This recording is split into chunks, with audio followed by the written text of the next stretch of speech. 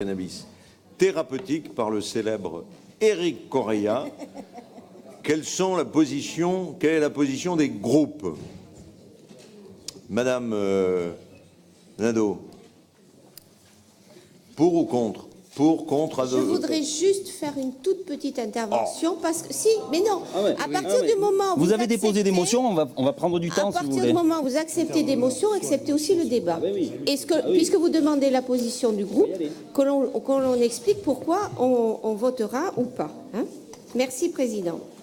Donc, notre groupe est favorable à tout type de recherche pouvant faire progresser la science, dans quelques domaines que ce soit, et pourquoi pas la recherche sur le cannabis thérapeutique.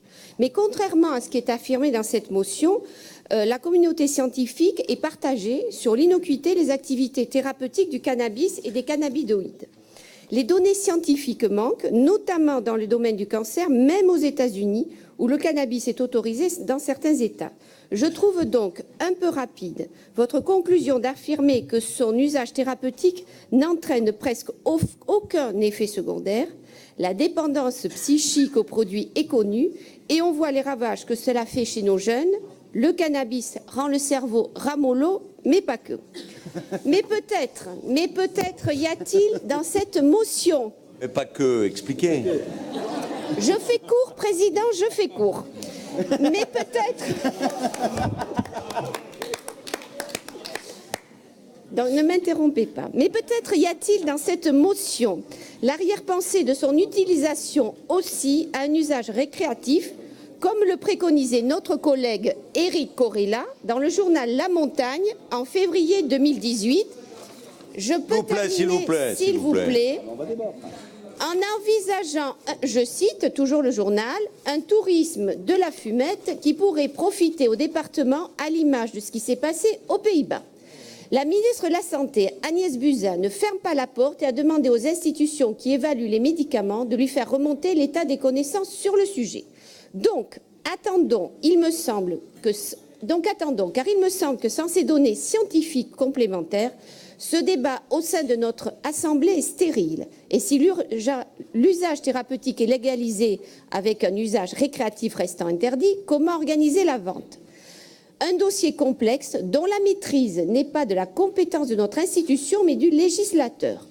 De plus, laisser croire que l'avenir des agriculteurs creusois passera par la culture du cannabis thérapeutique ne me semble ni réaliste ni honnête.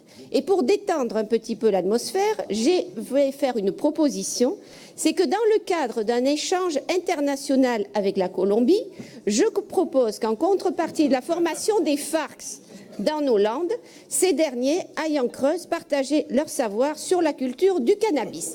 C'est pour toutes ces raisons que nous ne participerons pas à ce vote. Vous ne participez pas au vote, Martine?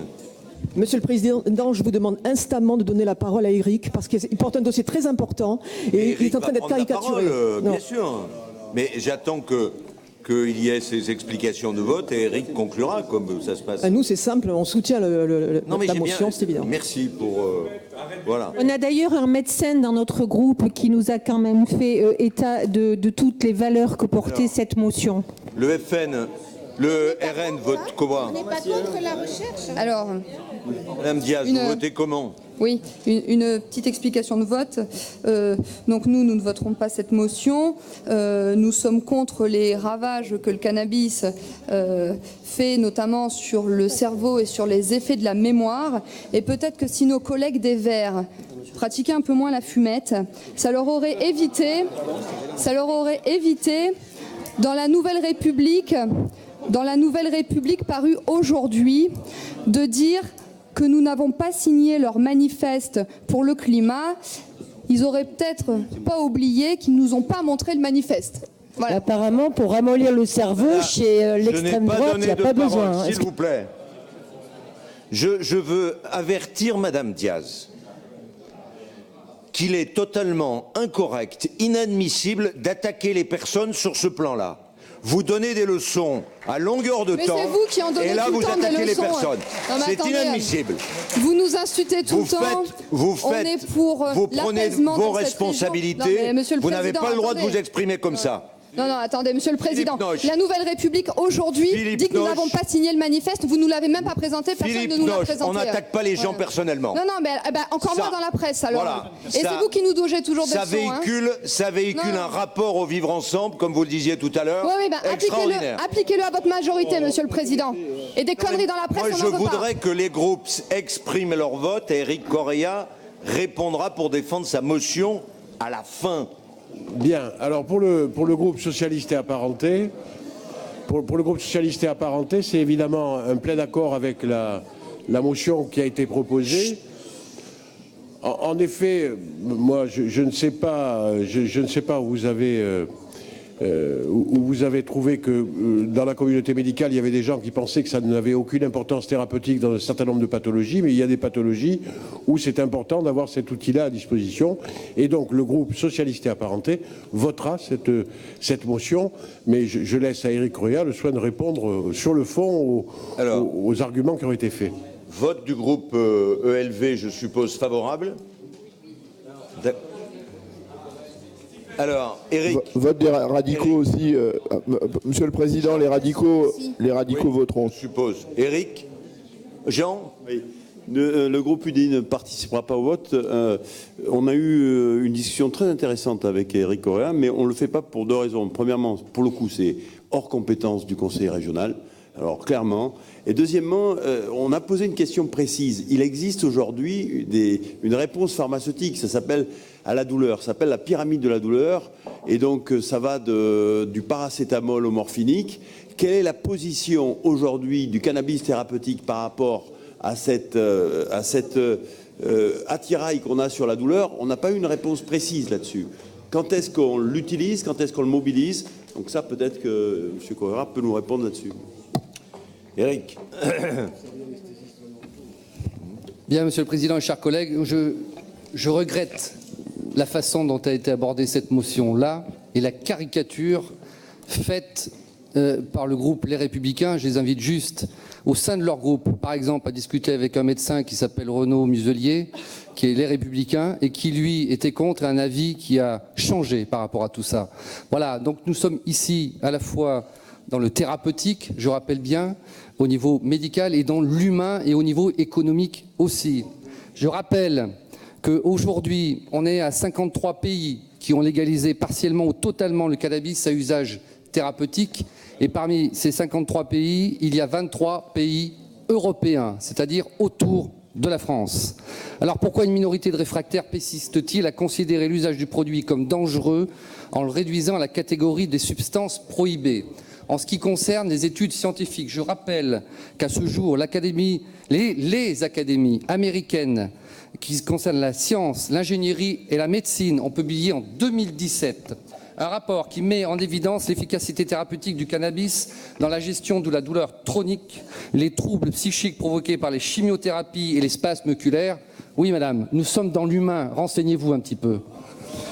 Et lié à la sclérose en plaques, une liste de pathologies, je dis bien une liste de pathologies concernées par une couverture de l'usage médical est donc désormais établie. Cette liste est non exhaustive et je réponds en partie à Dionys. D'autres usages médicaux, faute d'essais cliniques significatifs, ne sont pas encore répertoriés. Il reste un travail important à faire. Je ne le nie pas, bien évidemment. Cependant, la légalisation du cannabis médical en autorisant l'usage d'un produit disposant de telles vertus thérapeutiques permettrait de mettre à la disposition de nombreux patients un produit complémentaire, voire alternatif aux traitements classiques qui peuvent engendrer des effets secondaires insupportables. Sans pour autant s'opposer à la pharmacopée française, usuelle, qui repose sur différentes classes médicamenteuses, dont les opiacés. Je rappelle qu'aujourd'hui, les médicaments dérivés de l'opium sont prescrits librement et que ces médicaments-là font plus de 150 morts par jour aux États-Unis. On en a besoin, mais quand on parle de dangerosité de molécules, il faut tout mettre sur la table. Dans le mode d'action et les modes d'administration n'entraînent presque aucun effet secondaire. Je rappellerai à quelques collègues aussi que le cannabis thérapeutique ne se fume pas parce que fumer reste dangereux. Voilà, je n'irai pas plus loin parce que je regrette que la plupart des collègues qui votent contre n'ont pas lu, en fait, n'ont pas lu la motion, ne se sont pas renseignés. Je pense que la France doit mettre enfin un terme à la culture du tabou, trouver de nouvelles réponses pour soulager les patients et encourager cette nouvelle filière agricole vertueuse, créatrice d'emplois en zone rurale pour dynamiser l'économie de nos territoires. C'est pour la raison pour laquelle j'aurais invité, si j'avais présenté, mais je remercie les collègues qui sont capables de voir un petit peu plus loin pour voter cette motion.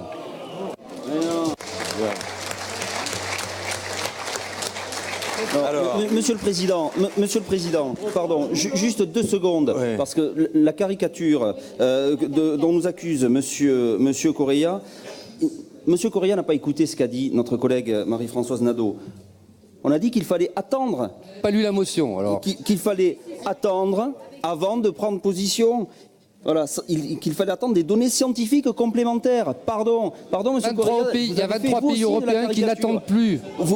Et quant à votre argument, sont-ils des idiots? Sont-ils des idiots? 23 pays européens n'attendent plus. Sont-ils des irresponsables? Bon, allez, hop, on vote, on passe au vote. Qui est d'avis d'adopter cette motion? Qui ne prend pas part au vote? Qui est contre? Cette motion est donc adoptée. Ensuite, on a une motion sur laquelle je pense que là, tout le monde va être d'accord, qui a été présentée par le groupe socialiste, les radicaux de gauche.